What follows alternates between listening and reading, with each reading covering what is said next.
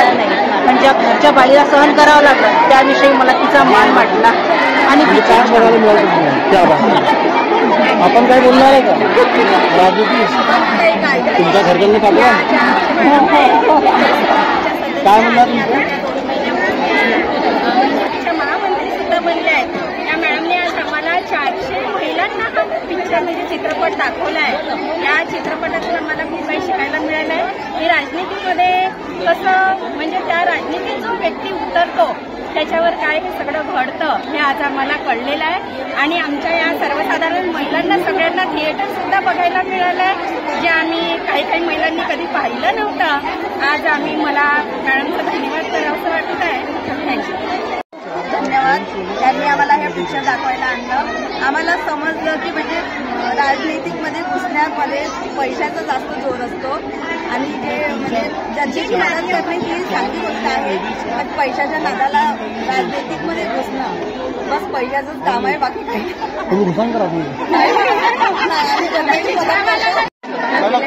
तुम्हाला बहुत बढ़िया पिक्चर है. उसके लिए क्या है कि शिवाजी गार्डन ने हमें पिक्चर दिखाई, उसके लिए हम धन्यवाद करते हैं. और इसमें सिर्फ राजनीतिक के रिलेटिव है और क्या इसमें जो पैसा वाला है वही आगे बढ़ सकता है और बाकी कोई आगे नहीं बढ़ सकता. तो इसमें आप क्या कहेंगे कि जो पैसा लगा गरीब लोगों को क्या करना चाहिए, जिसको पैसा ही नहीं है उन्हें क्या करना चाहिए? जो कमेटी है उन्होंने पैसे को महत्व न देते हुए जो कार्यकर्ता है उसको महत्व देना चाहिए और उसको टिकट देना चाहिए, क्योंकि पैसा सभी काम नहीं कर सकता है. अभी पैसे मांगते हैं ना, मांगते नहीं है. काम होते हैं तो कैसे लिए पैसा लगता है. जब जनता का काम होता है तो लोगों को काम का पैसा भी ज्यादा पड़ता है. कहाँ से आप लोग? महिला मंडल बढ़िया.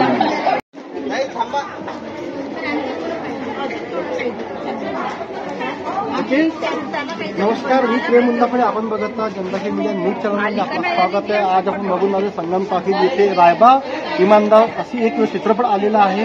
या चित्रपटात अनेक लोकांना असतो, एक पूर्ण महिला इथं नागपूरच्या सगळ्या महिला इथं उपस्थित झालेल्या आहेत. या महिलांनी आज मराठी चित्रपटाला लाभ घेतलेला आहे. जाणून घेऊया हा चित्रपट कशावरून आणि का बनवला गेलेला आहे, काय इथं आले गेलेले आहे, येणारा काळ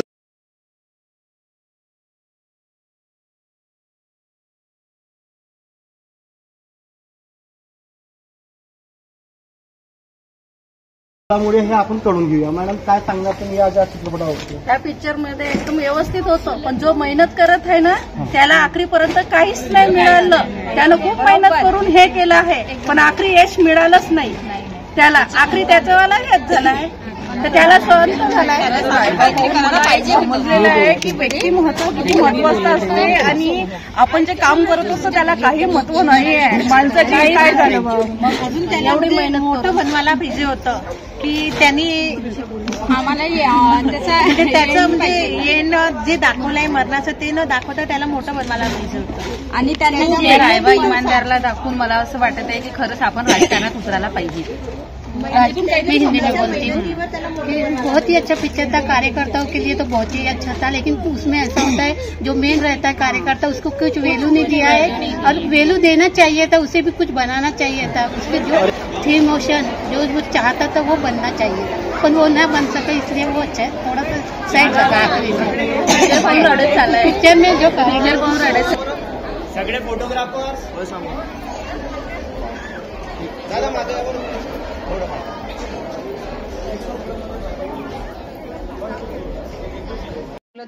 माझा मुलगा हा राजनीतीमध्ये आहे आणि खूप मेहनत करतो पण त्याला पाहिजे तसे फळ मिळत नाही. हा रायबाच माझा मुलगा असं मला वाटतं.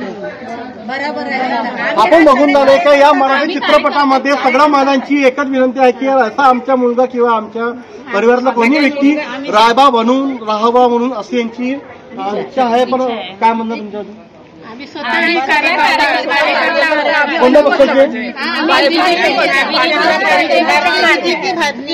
श्रीमंत नसून कर्तृत्ववान असावा, त्याच्या गरिबीला न आखता त्याची मेहनत आहे त्याला जपता यावं आणि असा नेता महाराष्ट्राला आणि प्रत्येक ग्रामीण भागाला आवश्यक आहे. जो मेहनत महिला रायबा का बनू शकत नाही? पैसा हवा रायबाच्या रूपामध्ये आम्ही शुभांगीताई गायधनेला म्हणतो. आमच्या खरेदीमध्ये खूप काही त्यांनी चांगले कार्य केले आहेत. जसे रायबा केले आणि करतही राहणार. त्या जातभेद कधीच त्यांनी कुणाचा केलाच नाही. जोही त्यांच्याकडे गेला त्यांना हसत पाठवलं. हो मी करून देते असं त्यांचं मत आहे शुभांगीताई गायधनेचं. आणि आम्ही तर म्हणजे सिटीमध्येच आहोत, त्या ग्रामीणमध्ये आहे, तरी आमचे काम जे नाही पॉसिबल होते तेही त्यांनी पॉसिबल करून दिले.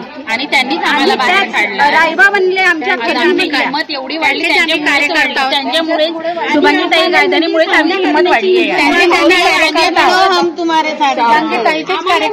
शुभांगीताई आहे त्यांच्याबद्दल खूप धन्यवाद. आम्हाला मार्गदर्शन करवलं या पिक्चरच्या याच्यानी. आजचा रायबा शुभांगीताई गायधनेच आहे असं माझं म्हणणं आहे. हो तेच म्हणणं माझं, तेच माझं म्हणणं. सचिन दादांनी खूप छान पिक्चर काढला.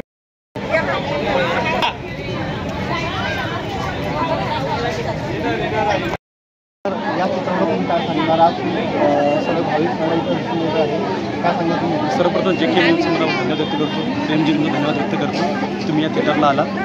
मी निर्माता लेखक सचिन गोडे, रायबा इमानदार. आज तुम्ही सगळं बघितलं असेल, पूर्ण महिलांचा जमावडा इथं लागलेला आहे आणि थिएटर हे फुल झालेलं आहे. मागे हा दुसरा आठवडा आहे की रायबा इमानदार हा गर्दी करतो आहे. यामागे म्हणजे एक धाडस करण्याचा आमचा एक प्रयत्न असा होता की रिअल जे समाजातली जी स्टोरी आहे, जो विषय आहे, हा आम्ही मांडण्याचा प्रयत्न केलेला आहे.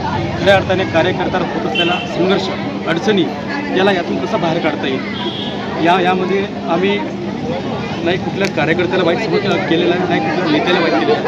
आमचा स्वतःमधला जो घटक असतो, ज्या घटकामुळे सगळं संघर्ष करावं लागतं, त्याला आम्ही दाखवण्याचा प्रयत्न केलेला. नक्कीच ही गर्दी पाहून असं वाटतं की प्रेक्षकापर्यंत तो मॅसेज लोकांपर्यंत पोहोचवतो. काय वाटते? समोर निवडणुका आहे, निवडणुकीतून पिक्चर लॉन्च केलेला आहे. मला असं वाटते की समाजामध्ये बरेच कार्यकर्ते सगळ्या पक्षामध्ये आहेत, सर्व पक्षातल्या गोष्टी करतो आम्ही आणि ते प्रामाणिक आहे.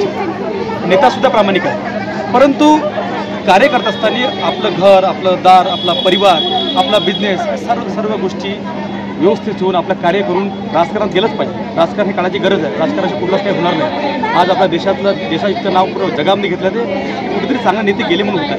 तर मला असं वाटतं तळागाळातल्या कार्यकर्त्यांना ते सुद्धा बाहेर आले पाहिजे, त्यांना कुठेतरी रस्ता मिळाला पाहिजे. हा त्या माणसा उद्देश आहे. आपण काय मेसेज देऊन लोकांना?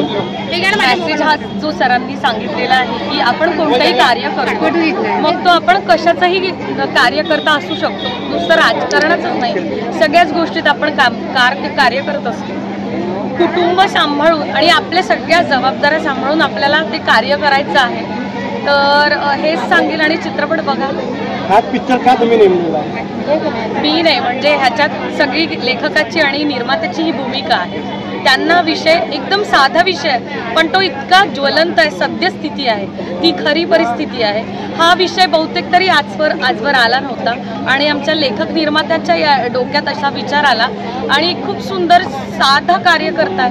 त्याची खूप सुंदर त्याचे कष्ट आहे या चित्रपटाच्या मागे. सिनेमा कधी एक दिवसात तयार होत नाही, ही अनेक दिवसाची मेहनत आहे आणि आज ती फळाला आलेली आहे.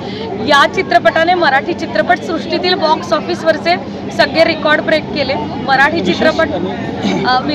चित्रपट इतका सुपर डुपर हिट झाला. परत आजपासून एक सेकंड जो वीक म्हणतो तो कंटिन्यू होतो आहे. तुम्ही गर्दी बघू शकता, त्यांच्या प्रतिक्रिया घ्या. आम्हाला तर वाटतंच आहे की सगळ्यांनी बघायला पाहिजे चित्रपट. पहिला शो आहे, माझा असा फुल फ्लेश रोलवाला तुम्ही म्हणाल तर पहिला चित्रपट. त्याआधी मी 1-2-3 केले, पण मी माझ्या त्या कामाने किंवा तो चित्रपट कदाचित ते इतके हिट झाले नाही, ते लोकांपर्यंत पोहोचले नाही. हा चित्रपट लोकांपर्यंत पोहोचला म्हणून मी लोकांपर्यंत पोहोचली असं म्हणायला पाहिजे. आणि मी सगळ्या प्रेक्षकांचे मनापासून आभार मानते की त्यांनी चित्रपट बघितला. हा चित्रपट आता ह्या सगळ्या लोकांचा, ऑडियन्सचा झालेला आहे. म्हणून आम्ही म्हणतो की ऑडियन्सनी डोक्यावर घेतलेला रायबा इमानदार चित्रपट. सर, आपण हा मूवी पहिल्यांदाच काढलेला आहे का? यापूर्वी शॉर्ट फिल्म केला, पण इतका मोठा पिक्चर फिल्म पहिल्यांदाच केलेली आहे. आणि महत्त्वाचं म्हणजे आम्ही यामध्ये विदर्भाचा कलाकार दिलेला आहे. यामध्ये मुंबईचे मुकुल शिर्केचा तुम्ही गेंडा समोर ओळखता, दुसरे संजय खापरे, देशाचा गालवाचं लग्न, अनेक अभिनेते आहेत. तिसरे म्हणजे बाळू इंगळे अनास पुरे यांची भूमिका त्यांनी अतिशय सुंदरपणे इथल्या जे अभिनेते आहेत नागपूर अति सुंदर त्यांनी वर्क केलेलं आहे, काम केलेलं आहे. त्यामुळे हा सर्वांमुळे हा पिक्चर अतिशय सुंदर बनलेला आहे, म्हणून लोक इथे करतील. काय वाटतं का सेकंड पार्ट पण निघायचा प्रयत्न आम्ही करणार. लोकांची मागणी आहे, नागरिकांची मागणी आहे, मुलांची मागणी आहे. नागरिकांनी मला 2-4दा आत्ताच इथे रोखलं का सर सेकंड पार्ट नाही होणार का, तर मला नक्की त्याचा प्रयत्न केला, नक्की त्याचा विचार करणार आहोत. परंतु पहिलं आमचं ध्येय आहे की पार्ट 1 जो आता बनलेला आहे हा महाराष्ट्राच्या अख्ख्या कार्यकर्त्यापर्यंत, अख्खी माणसापर्यंत कसे पोहोचवेल हे आमची पहिली तयारी. ठीक आहे.